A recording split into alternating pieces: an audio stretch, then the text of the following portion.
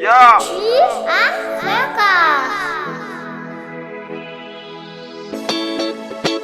Sunday News.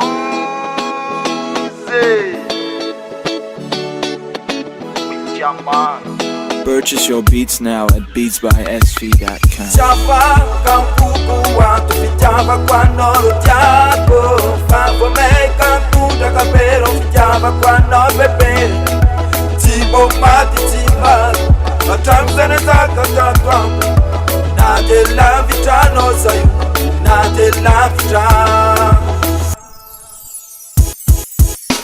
I love to my speech yangi pafoku mankatia Na welo malaki yandrasa kusati vadika If I sang promise na talk them no baby I'm no ufanga za shisika tiki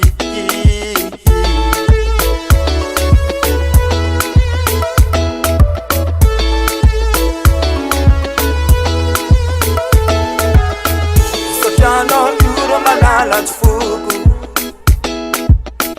Sochano yuro panjaka mfuku Nawela na wenga tumeti andasa ku Before mar sen andara numasuku Fatisi karano Beats now at beatsbysv.com. Chapa kampuku watu vijava kwa noro jako Favo meka kuda kapero vijava kwa no bebe Tibo mati tima Atamzene zaka tatwa Nade la vitano sayu Nade la vitano Nade la vitano sayu Nzati fatike Ano potiako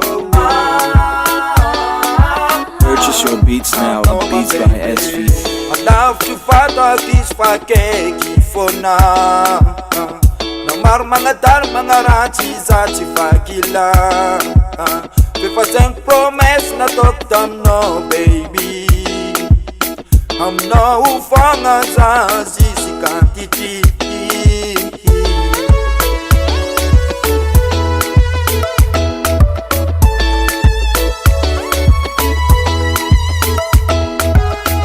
Sochano yuro malala tfuku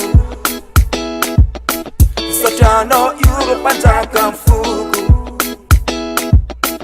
Nawela na wenga tumeti andrasa ku